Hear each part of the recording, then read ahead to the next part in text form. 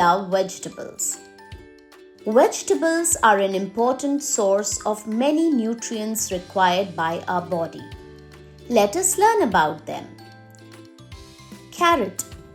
Carrots are orange in color. Carrots grow underground and are sweet in taste. Potato.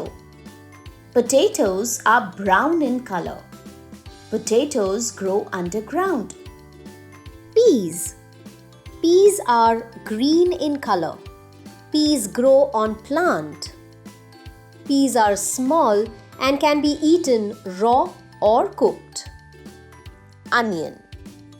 Onions grow underground. They come in white and pink color. Onions can be eaten raw or cooked. Cauliflower. Cauliflower is generally white in color. Its shape resembles a big flower. Radish.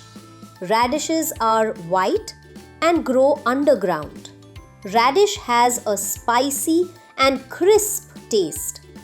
It is often eaten raw in salads. Capsicum. Capsicums come in different colors such as red, yellow, and green. They have a sweet taste. Tomato. Tomatoes are red in color. They are very juicy. Ladyfinger. Ladyfinger is green in color. It grows on a tall plant and is picked when it's young and tender.